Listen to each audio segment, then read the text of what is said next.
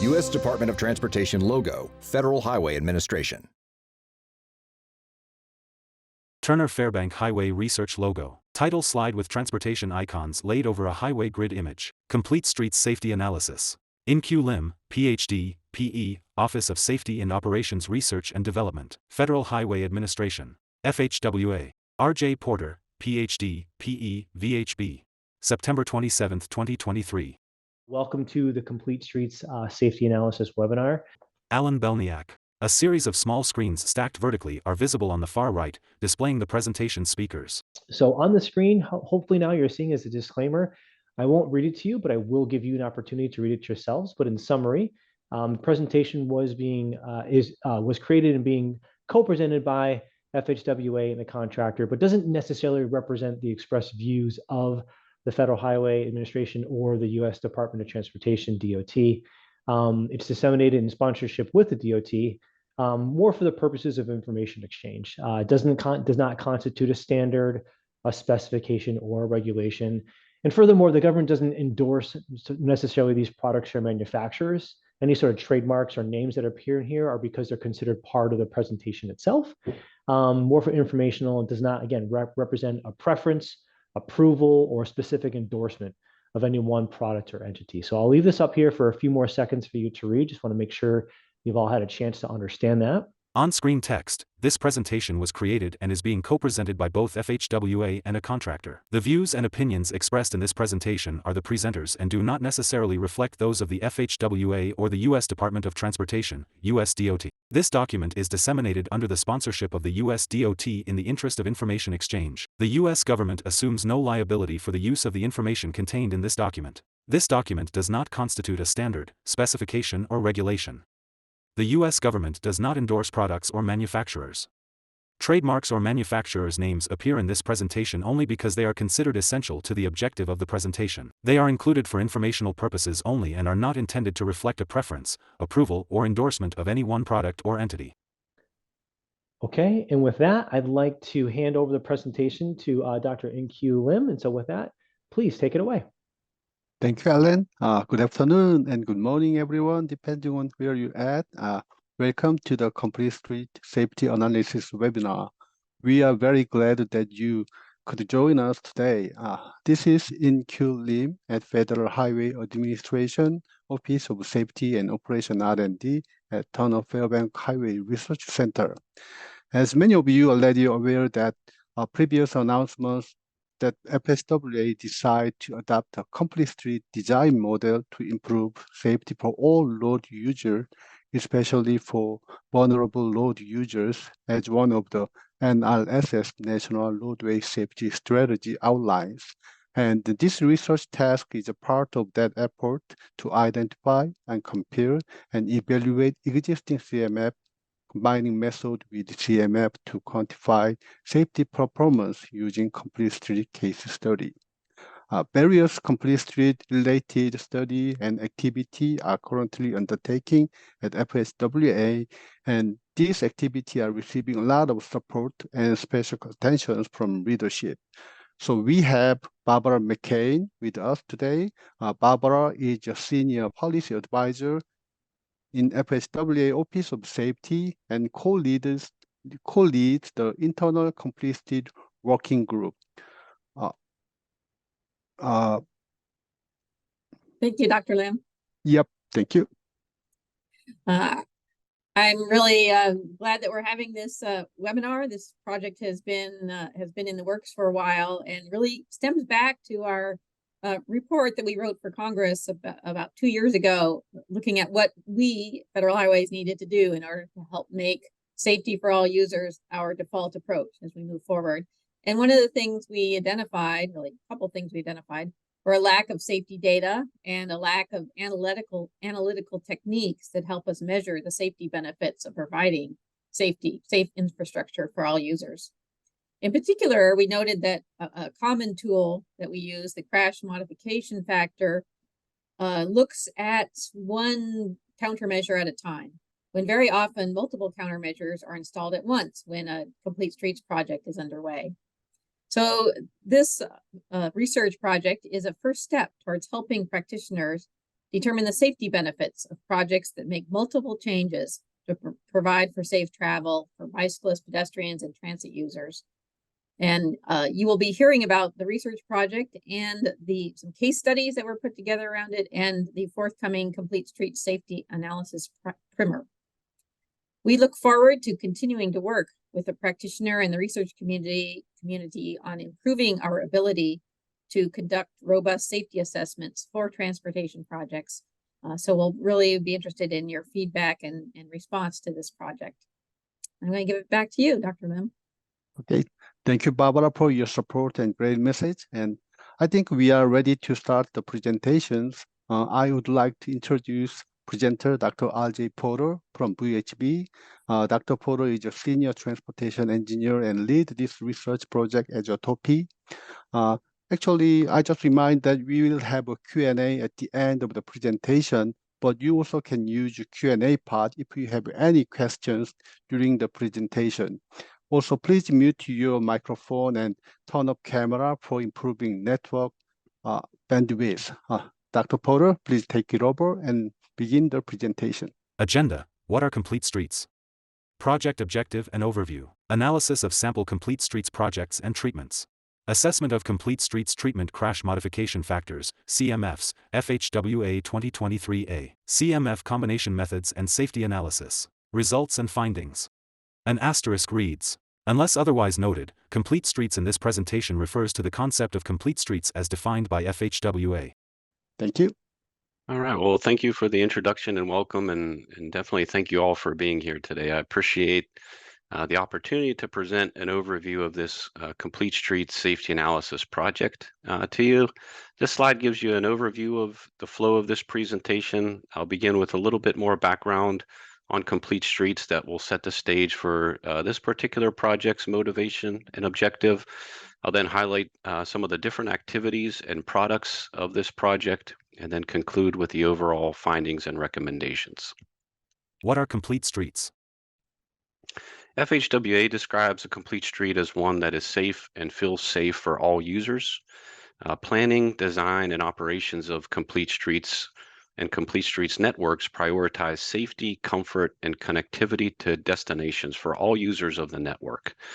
FHWA is developing resources to help make complete streets a default approach to designing non-access controlled roadways, and is leading efforts to identify and overcome challenges and capitalize on opportunities to grow the implementation of complete streets. These opportunities include advancing knowledge on data collection, analysis, planning, and performance measures that support complete streets implementation. Complete Streets prioritizes safety for all users and seeks to design and operate streets that minimize or eliminate the chances of fatal and life-changing injuries. In this way, complete streets are very much aligned with the safe system approach, and this is very much different than, say, a more historical idea of thinking about safety versus operational trade-offs. There's great momentum to build on when it comes to complete streets. According to the National Complete Streets Coalition, in the last 20 years, hundreds of jurisdictions across the U.S. have adopted complete streets policies directing their agencies to plan, design, and build complete streets. We'll talk about the elements that can be part of a complete streets transformation here a little bit later in the presentation. The transformation shown on the slide comes from one of our project's safety analysis case studies in Florida. This transformation involved adding mid-block pedestrian crossings with rectangular rapid flashing beacons, one mid-block pedestrian crossing with a traffic control signal, LED lighting, pedestrian refuge islands, bicycle lanes, raised traffic separators, and median landscaping. Why are complete streets important? A graphic displaying pedestrian fatalities increasing from 2012 to 2021. A 53% increase from 2012 to 2021 is highlighted in red. Source: National Highway Traffic Safety Administration, NHTSA 2023. The timing is certainly critical for advancing complete streets. NHTSA has estimated more than 42,000 traffic fatalities per year in 2021 and 2022. Not since 2007 had annual U.S. traffic fatalities exceeded 40,000. Each year, pedestrian and bicyclist fatalities comprise about 19% of all traffic fatalities, and there's certainly a great need in the U.S. for safer streets for all. The 2021 House report on the subject's appropriations bill encouraged the adoption of a complete streets design model in which roads and streets are designed and operated to enable safe access for all users. It also directed FHWA to review its current policies, rules, and procedures to determine their impact on safety for road users, particularly those outside of automobiles, and to report their findings. The resulting report to Congress, moving to a complete streets design model, identifies 5 areas of opportunity for Federal Highway and its local, tribal, and state transportation stakeholders. FHWA's Complete Street Initiative seeks to increase the proportion of projects built with federal aid funds that are safe for all users. And so with that background and context in mind, we now get to the specific motivation of this project. There's been significant growth in methods that agencies use to quantify the expected safety benefits of a project. And the term data-driven safety analysis, or DDSA, is often used to characterize these safety analysis methods. DDSA was an everyday counts innovation. Crash modification factors, or CMFs, often play a critical role in DDSA. A CMF is used to compute the expected change in the number of crashes at a location after implementing a safety countermeasure or some other type of change to a site. CMFs are sometimes created for specific crash types and severities. Other times they apply to all crash types at a more aggregate level. So for example, combining all types and severities. I'm showing one example of a CMF here on the slide. A CMF specific to vehicle pedestrian crashes for implementing a lead pedestrian interval at an intersection is 0.81. This means that implementing an LPI is expected to reduce the number of vehicle pedestrian crashes at the intersection by 19%. CMFs are developed through different types of studies, usually looking at a sample of locations before and after a change of interest occurred. The study designs and analysis approaches for creating quality CMFs is a full field of study in itself. However, Federal Highway has created and now operates the CMF Clearinghouse, which seeks to be a practitioner-friendly resource for identifying and applying appropriate CMFs. Some agencies have created their own agency-specific CMF list, selecting CMFs from the clearinghouse that are most relevant to their needs. And so continuing the project motivation, one set of challenges and corresponding opportunities for implementing complete streets are based on a need to improve methods for quantifying the safety performance effects of multiple safety treatments that agencies implement together on complete streets projects. More specifically, Federal Highway's report to Congress highlights that the ability to fully quantify the impacts and benefits of pedestrian and bicyclist safety treatments on the safety performance for those users is limited because the availability of CMFs for pedestrian bicyclist crashes is also relatively limited. In addition, complete streets transformations usually include multiple treatments implemented in combination. For treatments where CMFs do exist, methods to combine multiple CMFs to estimate that overall safety benefit of treatment combinations are still at relatively early stages of testing. And, even with the rapid growth in complete streets interest, these safety analysis gaps can sometimes limit the ability of planners, engineers, and decision makers to fully quantify or fully see what the multimodal safety benefits of a complete streets project will be. So being able to identify and address these gaps would help support broader implementation of complete streets projects, including more widespread applications beyond local roads. A complete street safety analysis needs assessment that tries to characterize current capabilities and identify needs will be a useful step towards achieving this vision. So that gets us to the objective of the project that I'll be talking about for the rest of today, which was to provide practitioners and other complete street stakeholders with a resource that first identifies and describes what are our current capabilities and best practices, but also identifies what are our future data and analysis needs for quantifying the safety performance effects of multiple safety treatments that agencies implement together simultaneously during conversion of typical streets to complete streets. The focus of the project was on treatments expected to improve safety of pedestrians and bicyclists. However, these same treatments may also affect the safety of other road users as well. We have a report that's in the publication process. It's expected to contribute to progress towards some of those goals in the report to Congress, but most notably to the goals in that report regarding studying multivariable CMFs to support context-sensitive safety analysis and issuing new guidance on safety analysis and performance to support rigorous safety assessment during project development and design to help prioritize safety outcomes across all project types. Horizontal flowchart graphic displaying 4 activities labeled Task 1, Task 2, Task 3 and Task 4. Source FHWA. The project consisted of the activities that you see here shown on the slide.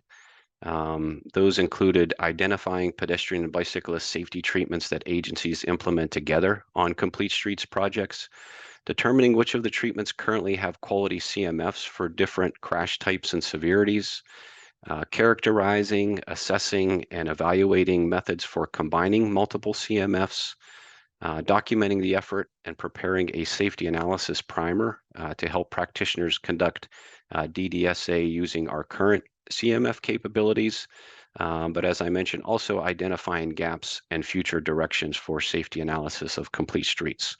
We're also in the process of developing some additional marketing and outreach materials to further share our project findings. Treatment combinations. Image of the USA with a number of states highlighted. So the first part of this project focused on characterizing safety treatments that agencies implement together on complete streets projects. Our project team was located throughout the U.S. and drew on its previous complete streets policy and project experiences to identify a geographically diverse sample of candidate complete streets projects. The projects were both from urban and rural areas, and the scope of this effort focused primarily on arterials with speed limits of 55 miles per hour or less. In addition, Federal Highway Administration shared a sample of candidate projects from another ongoing task order that was focused on characterizing construction cost for complete streets projects. Using a combination of project documentation, satellite imagery, we collected a range of information for each project, including the elements that you see here on this slide. Data collected for each project. Area type, functional classification, number of through lanes, median presence, number of intersections, number of segments, construction year, geographic coordinates, route and milepost information, project description, safety treatments implemented. Ultimately, this approach resulted in data for 85 projects.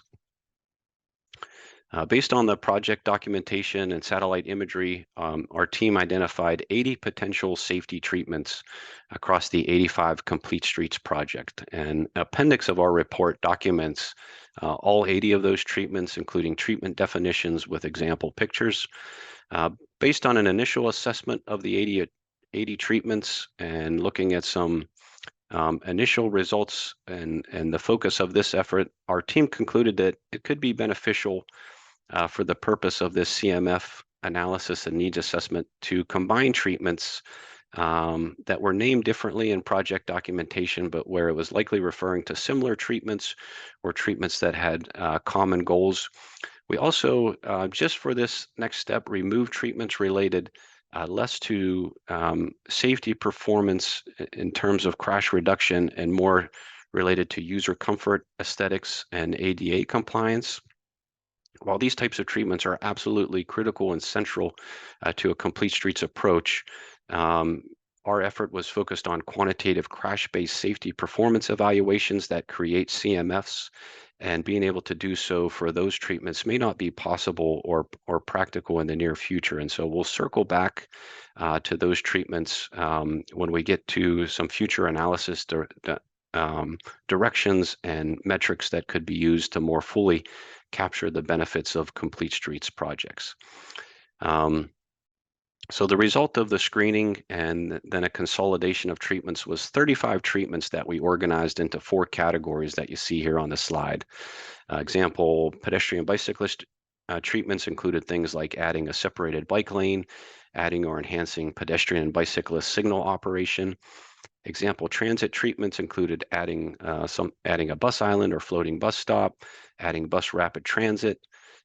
Example treatments in the traffic category included things like adding or enhancing traffic signal operation.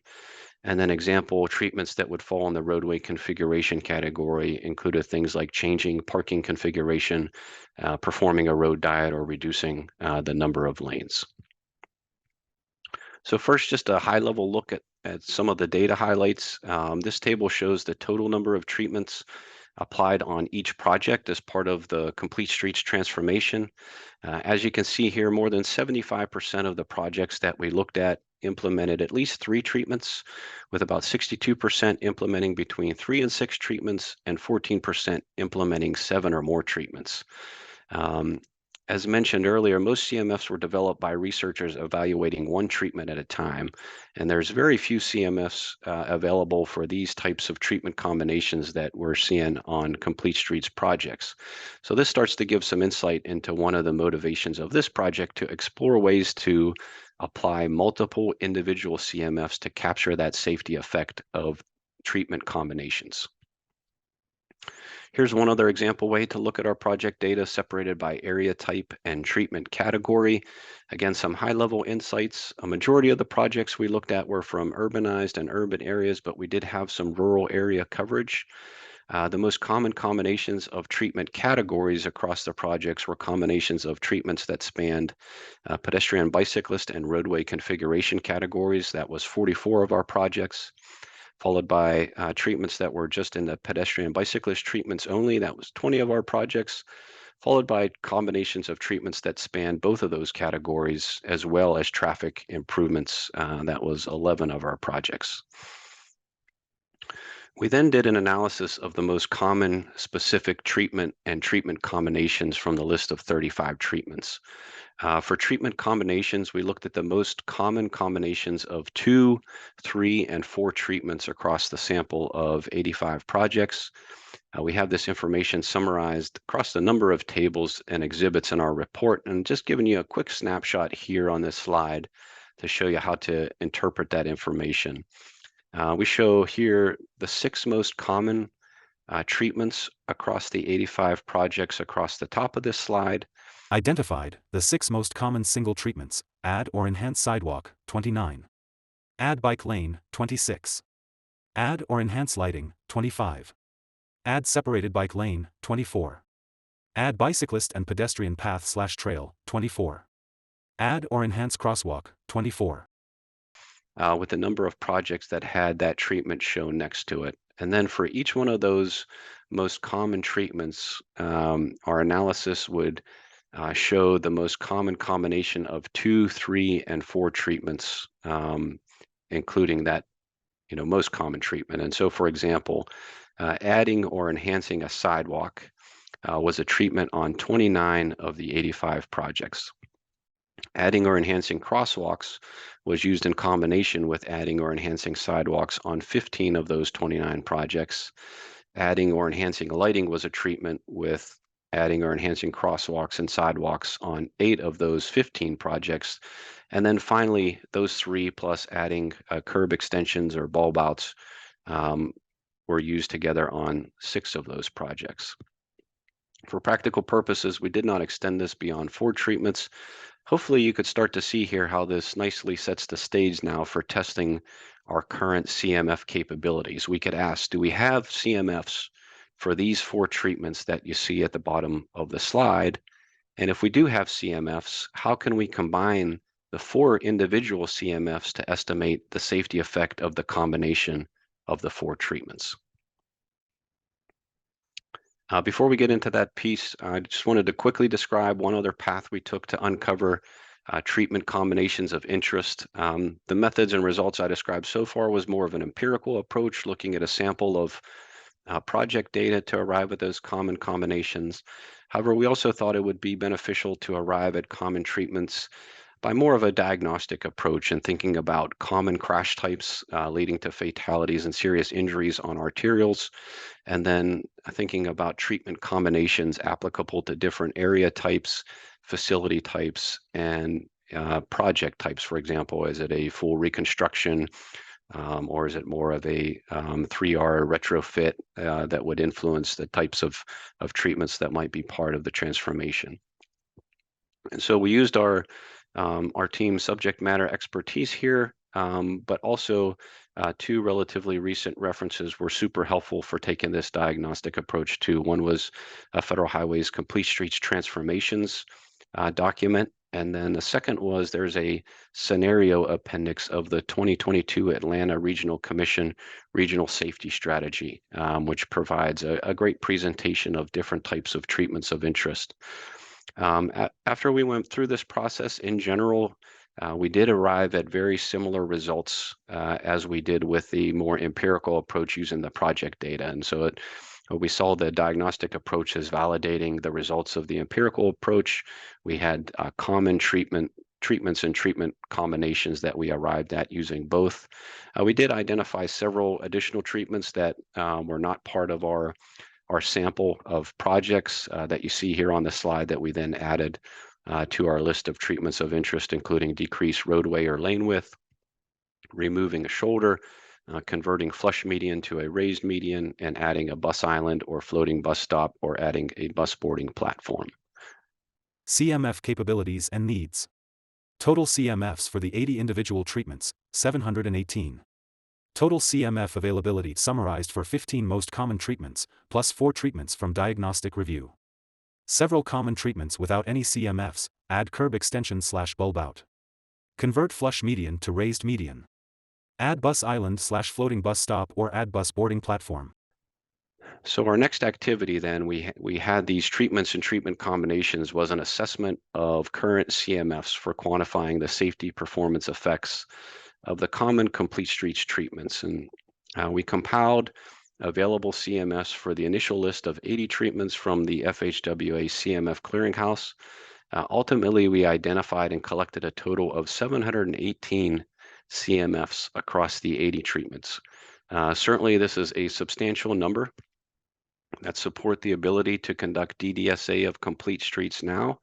But there were also some limitations, as you'll begin to see on some of the subsequent slides. One such limitation is there were some common treatments that still do not have any CMFs, and we have those listed here on the slide. A table from our report shown here summarizes the availability of CMFs for the 15 treatments that are part of our most common treatment combinations, plus those 4 additional treatments from the diagnostic review. And again, an appendix of our report will provide a summary of CMF availability, including number of studies, number of CMFs, CMF quality, and crash types and severities of available CMFs for all of the 80 treatments. Just a few quick interpretations of this table. First, after multiple decades of CMF-related research, there remains some significant CMF needs with respect to quantifying the safety performance effects of complete streets treatments for all users. The table shows one common treatment, curb extensions and bulb outs, has no CMF at all. Of the 15 treatments in this table that do have CMFs, the maximum CMF rating for 7 of the treatments is lower than 4 stars. And this is an indication of at least some significant limitations in the research that created the CMF. Treatments expected to improve both pedestrian and bicyclist safety performance do not always have CMFs for both of those specific crash types. And then finally, only 3 of the treatments have CMFs specific enough to focus on fatal and suspected serious injury, or KA crashes, which are the primary focus of the safe system approach. Without CMFs specific to KA crashes, analysts need to assume that the effect on KA crashes is generally the same as the effect on, say, your KABC crashes, so your fatal all the way through your minor injury crashes. Such an assumption could be okay, but it may sometimes also mask some specific effects that some treatments might have that are beneficial on the most serious crash types. These CMF needs exist not because of a lack of research, but because of a lot of inherent data challenges in developing CMFs for pedestrian and bicyclist safety treatments, and we'll hit on some of these challenges and potential future directions towards the end of the presentation. Case studies, chosen from sample of 85 complete streets projects. Feature multiple treatments. Feature constructed projects with 3 or more years of data before and after.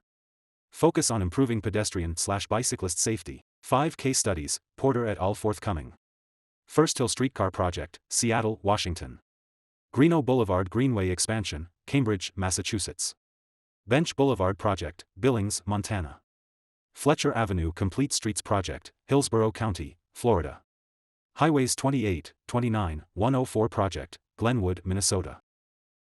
So following that CMF assessment, we could see, though, that capabilities existed now to conduct data-driven safety analysis of complete streets, even if perhaps not at the level of detail we would ultimately like for some crash types.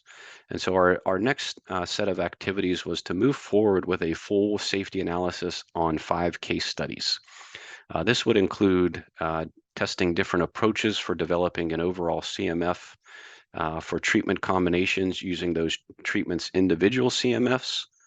As I had already discussed, we had gathered information from 85 projects from across the U.S., including data on each of those projects. This information was used by our team to screen the full list of Complete Streets projects and select 5 case studies.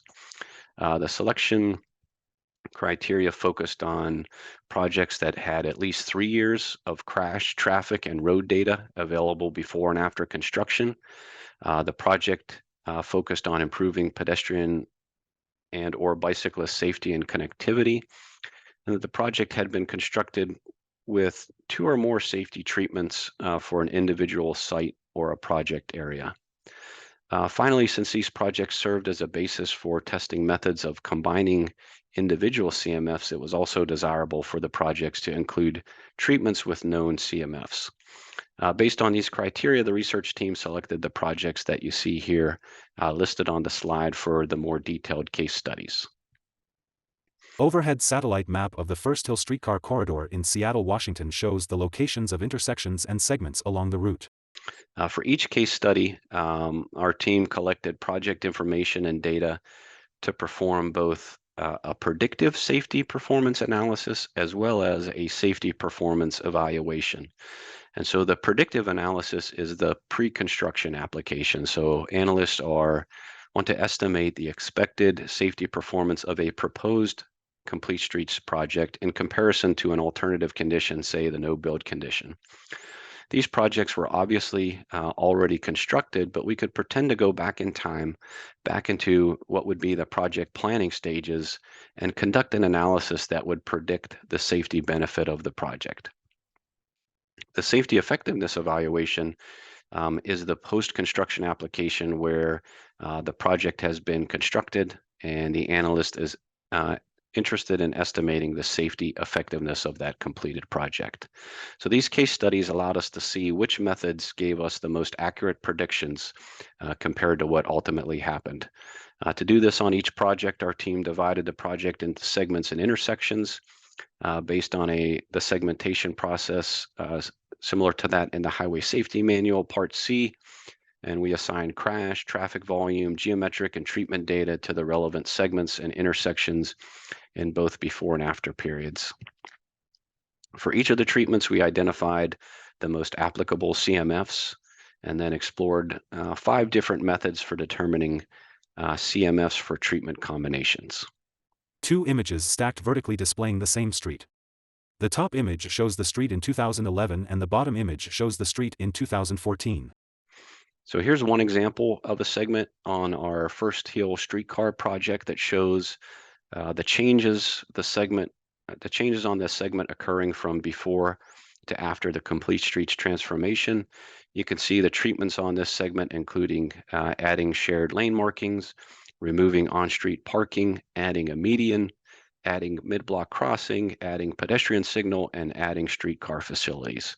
And so in thinking about that, predictive safety analysis would ask specific to this example segment, what would be the safety performance of this segment in the future no build condition? In other words, no complete streets transformation, that top picture, versus what would be the safety performance of this segment with this combination of treatments. And then the evaluation piece after the project is built is just slightly different. What would be the safety performance of this segment in the future no build condition versus what was the actual safety performance of this segment after implementing this combination of treatments. Analysis methods. A few more highlights here without going too into depth. One part of both the predictive analysis and the safety evaluation involves trying to estimate what would have happened to traffic volumes had the Complete Streets project not been built. In other words, what would be those future no build volumes? And there's not a perfect way to do this. There are options, and agencies have their own practices for doing this as well. You can see that we looked at 2 different approaches for the predictive analysis and 3 for the evaluation. We termed these P1 and P2. Again, different ways to go about that volume prediction for predictive analysis, and then E1, E2, and E3, different ways to go about that volume prediction for the evaluation piece. The predictive analysis options P1 and P2 is also where the different approaches for creating a CMF for treatment combinations fits into this as well. And we explored, as I mentioned, 5 different methods for determining CMFs for treatment combinations, and these methods are fully described in our report. Because of the limitations in available CMFs that we previously discussed, the case study analysis focused on total crashes, in other words, all types and severities. In other words, changes in pedestrian and bicyclist crashes are aggregated with changes in other crash types to determine the overall change. Again, not necessarily ideal. You'd love to be able to key in on some of those specific crash types as well to complement those overall results, but our current capabilities don't allow us to do that for the treatments that were on these case studies. This is a big table that shows the evaluations E1, E2, and E3 at the top of the table, representing what actually happened on the 5 case studies with respect to crash reductions, and then the predictive analysis, pretending that we were able to go back in time into that project planning stage and what we would have predicted at the time. That's at the bottom of the table. And then different methods for combining CMFs for the treatment combinations are part of this table as well. You see here shown on the slide things like the dominant common residuals and the dominant effect and so forth.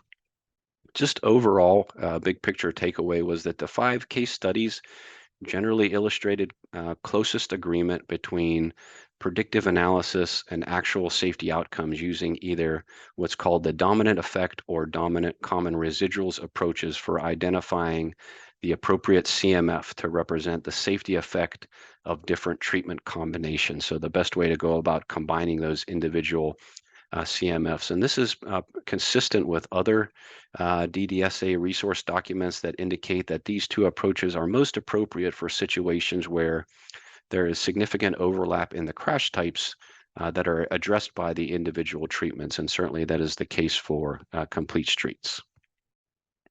This highlight one example here of our findings on from our Highways 28, 29, 104 project in Glenwood, Minnesota case study, which was a rural town Complete Streets case study. The predictive analysis using the dominant common residuals or dominant effect methods for creating a CMF for the applicable treatment combinations predicted a 27% and a 38% crash reduction, respectively, for this project. Those are the 2 boxes at the bottom of the table that showed our predictive analysis results.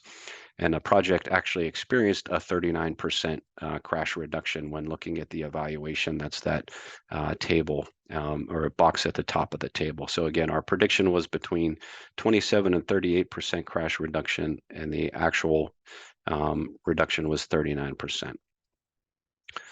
So with those, again, we had 5 case studies by combining DDSA principles with what we learned during this project. One final activity was the creation of a complete streets safety analysis primer.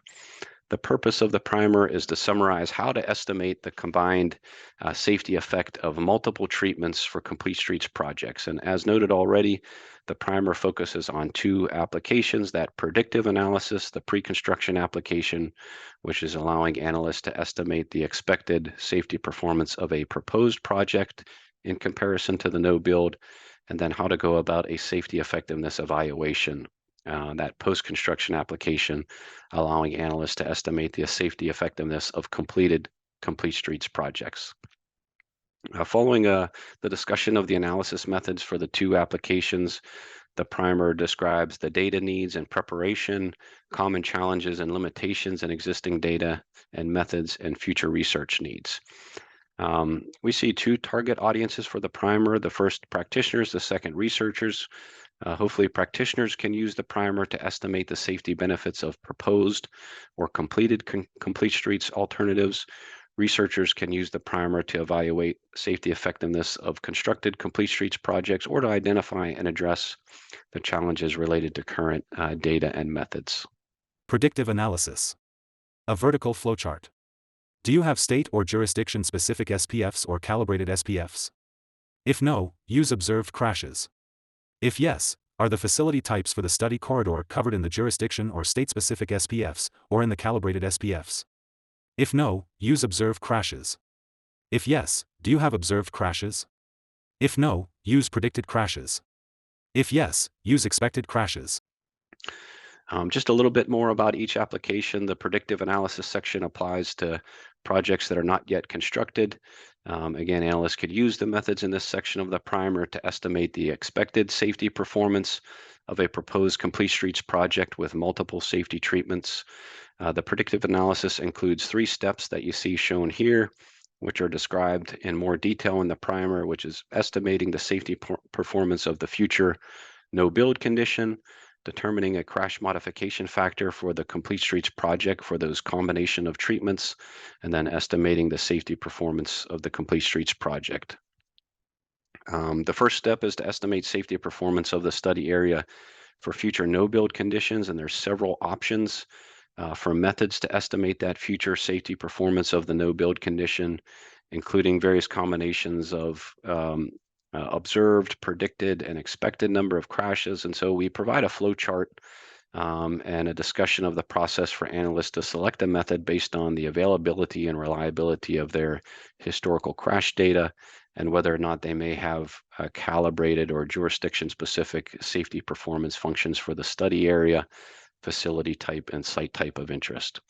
And then the second step is where the analysts will often need to select or estimate a CMF to represent that combined treatment effect. And the primer focuses on the dominant effect and the dominant common residuals methods, given those findings of our case studies.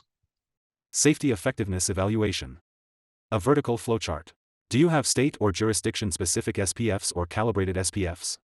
If no, do you have reliable traffic volume data? If no, use method 3, observed crashes without traffic volume adjustment. If yes, use method 2, observed crashes with traffic volume adjustment. Do you have state or jurisdiction-specific SPFs or calibrated SPFs? If yes, are the facility types for the study corridor covered in the jurisdiction or state-specific SPFs, or the calibrated SPFs? If no, do you have reliable traffic volume data? If yes, use method 1, expected crashes.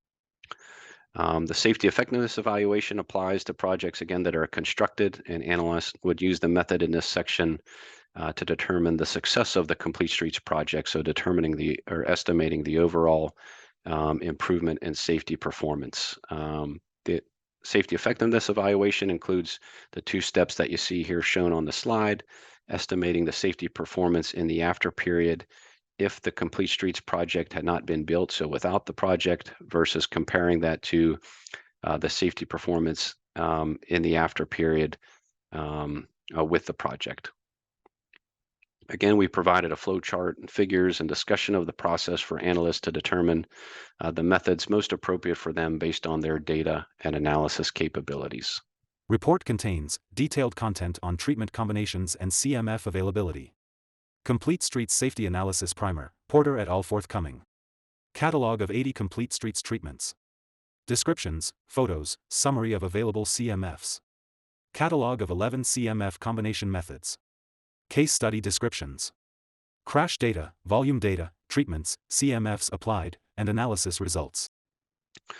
I've alluded to this throughout the presentation today. The presentation provides you with some high-level highlights. Our report contains significantly more detail on each of our activities, and we tried to organize the report such that a reader could go to a section or a chapter of interest without needing to read everything prior to that section or chapter of interest.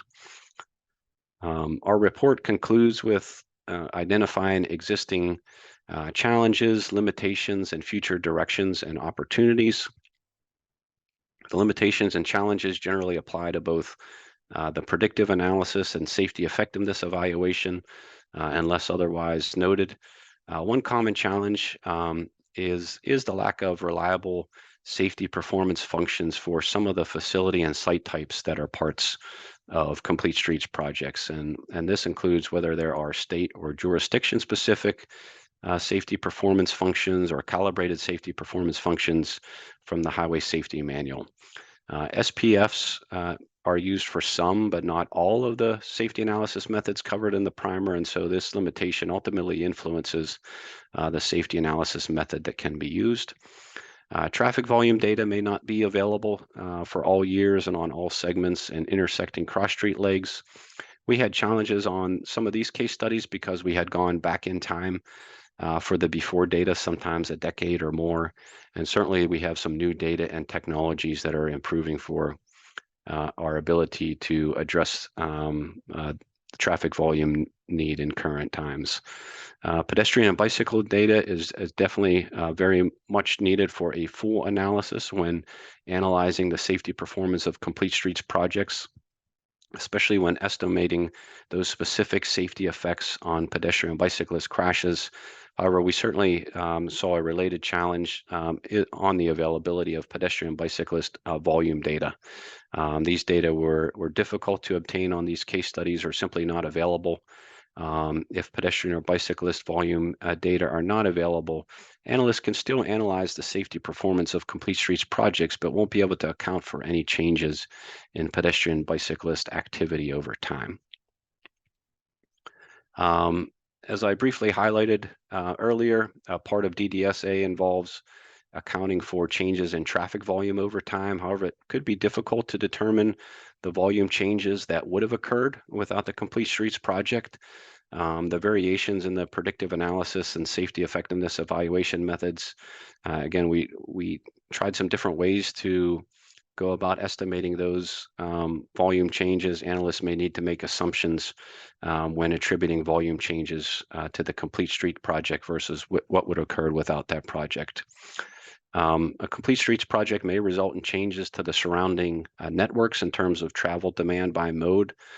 For example, if a project reduces traffic volumes along the project corridor, some of that volume may have switched travel routes or may have switched to other modes. And so to understand the full effects of a Complete Streets project, analysts may need to expand the study area to include the surrounding network and be able to estimate those changes in demand.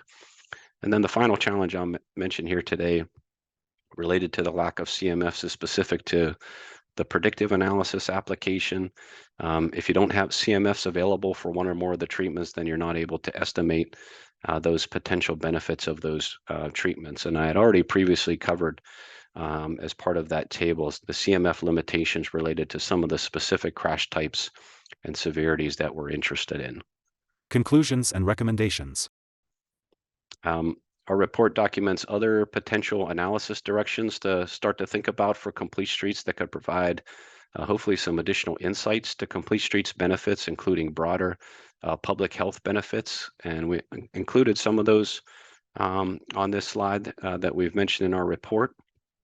The first could be a set of safe system-based metrics that could capture what are more foundational outcomes that Complete Streets treatments are trying to achieve, such as reducing exposure, capturing not only volumes, but the length over which users interact, trying to develop metrics that capture the increased separation between users, whether that's a physical separation in space or in time, metrics that capture how these treatments manage potential collision speeds and collision angles, and then metrics that could capture how the changes in treatments reduce the complexity for all users. It could be possible to collect these more fundamental performance outcomes on a representative sample of roads, combine them into one or more composite metrics, and then relate those more foundational outcomes and composite metrics to crash frequency for different crash types and severities. As previously noted, the project team removed treatments related more to user comfort, aesthetics, and ADA compliance, where quantitative safety performance evaluations may not be possible or practical. However, these treatments also bring substantial and significant key benefit, and so including higher levels of accessibility for all users and attractiveness for all users. It may be possible to capture these types of benefits in addition to crash benefits with more comprehensive performance indicators, of which reduced fatalities and injuries would be one part of those more comprehensive health performance indicators. And this slide shows a couple of potential examples. And so with that, I just wanted to, before wrapping up, conclude with highlight some other key resources that, in addition to our report, would be helpful for carrying out the types of analysis that we discussed today. AASHTO Highway Safety Manual. CMF Clearinghouse. NCHRP Report 991, Guidelines for the Development and Application of Crash Modification Factors. FHWA Road Safety Data Program, including RSDP videos for selecting and applying methods to analyze multiple CMFs.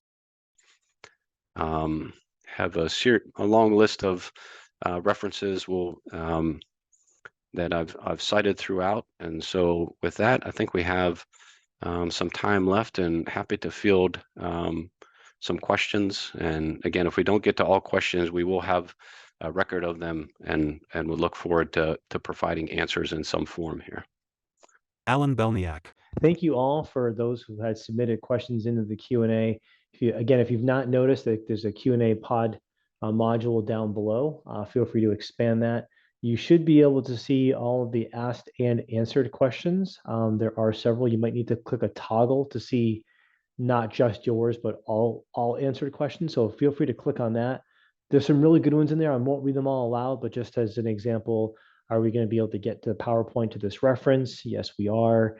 What speed did you use? What speeds did you use? Was crash modification factors between bike lanes and such? Let's see, another comment about accessing the full report, which is great. Enhancing crosswalks and so on and so forth. So what you may want to do is, if you're a PC person, Control A for select all, Control C for copy, and save those results in a document. Or if you're a Mac person, Command A, Command C. But as we mentioned, we're going to try to share out the full proceeds of this at the conclusion. There are a couple questions in the Q&A pod that I'm going to read aloud in just a moment, as we got about 10 or 11 minutes or so. Also, if there's anyone in the audience who wishes to ask their question verbally, please look for the raise hand button down below. You can click on that, sends a command to us that you'd like to speak. And when the time is right, we'll kind of call out your name, allow you to take yourself off mute and ask a question that way. So I do see, let's start with one or two open questions in the typed Q&A. One comes from Joe. Joe writes, on slide 13, you mentioned about less on safety. Can you expand on that? Yeah, thanks, Joe. I think that was when I was working through, when we had started looking at our sample of 85 projects, we had developed those 80 treatments. There was a grouping of treatments that, at least for the time being, we saw that could be difficult to explicitly link to crash frequency. They had other very beneficial purposes, but for the purposes of sort of assessing our current CMF capabilities and needs, we put those treatments to the side for that step of the project. And so that's I believe that's what I was referring to by treatments focused less on safety. I should have maybe been a little bit more explicit and detailed of maybe where we couldn't see that in the near future there would be a possibility or practicality of conducting a CMF evaluation. All right, thank you for that, RJ. We do have a hand raised, so we'll go to that, and then we'll come back to some more typed questions. Looks like Alem Hagos. Alem, hopefully I'm saying your name correctly, but if so, please correct me if I'm wrong. You can now take yourself off mute. No, There you you're go. good. Okay. You're good. Thank you. Alan Hagos with DeLo and Hampton. My question is this. I believe your study included facilities with hosted or operational speed of 50 or 55, right? Am I right? Our primary focus was arterials with speed limits of 55 miles per hour or less. Okay, so here is my question. 55 is expressway speed. Why would even pedestrians be there? Why even bother with complete streets? Frankly, I mean, unless the speed limit is reduced on an expressway, I mean, why should pedestrians, bikes, or anybody be there? This is just like, a general question. It's not specific to the study, but I would imagine I was involved in one smaller project which required a complete streets approach. But the speed limit was 35, and we were actually trying to reduce it to 30 miles per hour. Thank you. Yeah, I think we wanted to, have the possibility to again capture those arterials where there certainly a mixture of uses and needs that have grown over time, and so there's opportunities on arterials to implement complete street approaches. We wanted to look for examples kind of focused on that speed category, but certainly we sort of had a full range of posted speed limits across our projects, but that just helped us set that initial criteria. Let's go see if we could find examples where there were complete streets transformations on projects that in the before period had speed limits of 55 miles per hour or less. Okay, thank you, RJ, for that. Let's see. Next, we have another question from a different writer. Matt writes, "How did the predictive model perform when compared to post-evaluation?" Yeah, that's a great question, Matt. So I guess a couple of ways to answer that. Sort of my general takeaway, and I haven't been aware of too many efforts that as our sort of highway safety manual and those types of methods have grown over time, sort of going back in time and seeing how well they perform. And sort of our general takeaway was that the predictive analysis was generally in the ballpark for providing reasonable results that you might need at that project planning stage. We did see again, we only tested this for this project on a handful of case studies, 5 case studies.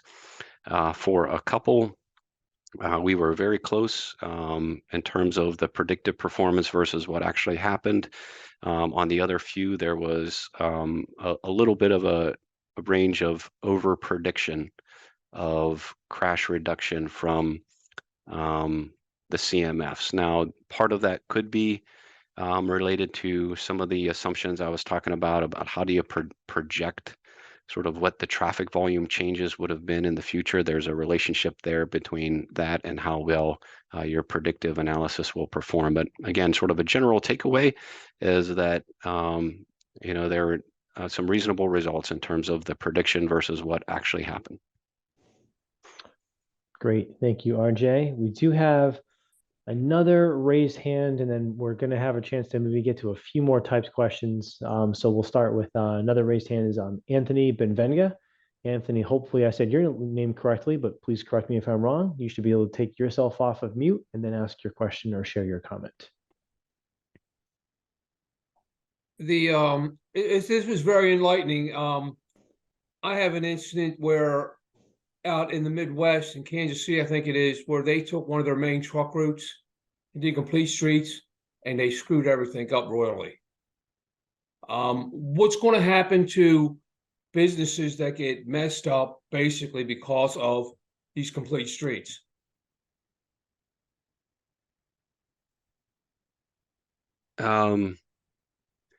Yeah, I mean, I think from a broader perspective, I think sort of well beyond this presentation today, but certainly a heavy stakeholder engagement is part of the, I'd say, a complete streets approach from that planning level, where an area might be looking at their needs and their network connectivity to a programming level, where projects are being prioritized, and then to the design and certainly at the construction stage too. I think the resources that are out there from federal, state, and local agencies speak to certainly a need of heavy stakeholder engagement throughout. Barbara McCann. Yeah, I was going to jump in on this one because this is definitely beyond the scope of this study, which is very much focused on looking at the safety analysis in order to make decisions about what's going to be really help reduce our fatality and serious injury rates. You can look, we have a number of resources on our Complete Streets page from the planning end of federal highways. There's a bunch of case studies there about that show some very positive impacts, economic impacts, and other impacts from some of these treatments. So you might check that and watch for other information about that topic on other webinars that we're presenting. Thank you. All right. Let's see here. All right, we got time for just a few more. Joe in the Q&A, looks like Michael has maybe started an answer, but we'll see if our RJ can take care of it. On slide 17, you mentioned about shoulder removal. Can you expand on that more in context? Hey, Joe, good question. I think that was, one potential possibility looking at sort of when looking at reallocation of space, say within a given right-of-way boundaries, and that could be sort of one option, a shoulder removal to provide space for another facility or additional buffer. And so if memory serves me correct, that possible treatment was one from the Complete Streets Transformation on Arterials report that could be a possibility on some road types. All right, RJ, thank you for that. We do have one more hand raised. I just will point out that anyone who's entered a question into the Q&A module, rest assured that we will still capture those. We might not get to all of them today, but we will receive them as part of the meeting archives that we generate. So don't think that it's going to disappear into the ether. We'll certainly capture it, but we will take at least one more hand raise at the moment, and then we'll see if we have time for one more after that. But it comes from the hand raise I'm going to look at is a Ryan Kroons. Ryan, you should now have the ability to take yourself off mute and share your question or comment. Yeah, thank you very much. Great presentations. Thank you guys very much. I have an observation. I know when we're adding a sidewalk or shared use path in an urban area where you're taking pedestrians or bicyclists off the street, you would expect to see a safety improvement, a CMF. But in some urbanized or the suburban areas, when you add a sidewalk shared use path, you're actually bringing pedestrians to a road that probably did not have it before. In other words, pedestrians probably were not using these facilities before because there was not really a place for them. So sometimes I guess the improvements is not necessarily in safety improvements as in CMF. It's more accessibility and probably, better health outcomes and those kind of things. So just like when you're adding a new roadway segment, there was no road before, adding a new roadway segment, you're getting more crashes. Is it a bad thing or a good thing? Just an observation.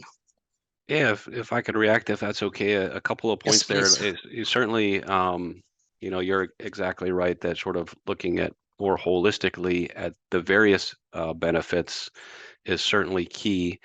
But I do think there are some other literature out there. So on these 5 case studies, we struggled to get at some of those changes in non-motorized user activity. We had a couple of our case studies where we were able to get some information, but there's also some other interesting research out there. I think we again, sort of may automatically assume that as we increase those volumes and that level of activity, there would be increased crashes. But there's been some other work noting something called the safety in numbers effect, that actually that additional non-motorized user volume can, change overall driver awareness of those users and just the overall behavior. And I think there's some interesting research out there that shows that increase in volume doesn't necessarily mean an increase in those crash types, particularly for non-motorized users. So I do think it's a question that we absolutely need. We could use some more research, more data, more analysis. But to the point you're making, I personally don't draw that linkage just yet. And I have one of the studies that we've published using data from Charlotte and the Highway Safety Information System showed this effect in that area as well. So I'd encourage you to take a look.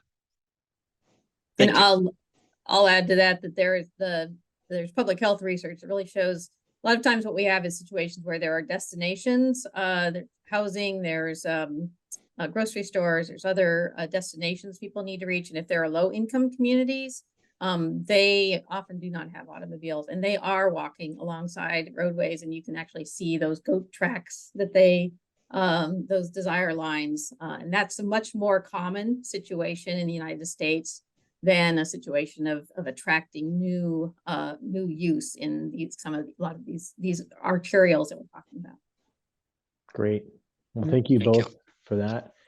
I will say that we were about 2 minutes over the hour. We certainly appreciate all of the questions and comments that come in. I'm watching my attendee count drop. I'm guessing people have got other meetings and other priorities to attend to. So with that, I think I'm going to pause the response to the Q&A and hand it back to Dr. Q and Dr. Porter, and to kind of close us out. Yep. Okay. Thank you, Alan. Thanks for asking for the great question. And then actually, this study contains a lot of contents. So if you read the final report, you will be able to understand the scope and then the effort of this our research task. But actually, the final publication of this research is under internal editorial review, and then it will be available in December or early next year so you please visit to the FHWA Complete Street website. I also hope you to take away what you are looking for from this webinar, and please don't hesitate to contact me if you have any questions about today's webinar. in-kyu.lim@dot.gov. Also, for the next, this is not the end.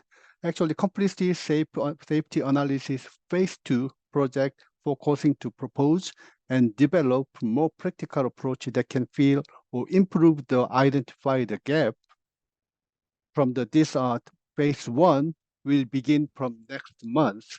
And we will also schedule a webinar and invite you to share the findings once it is completed. So that could be your end of next year or the following years. Thanks for your participation again, and have a wonderful remaining day. Thank you. Thank you, everyone.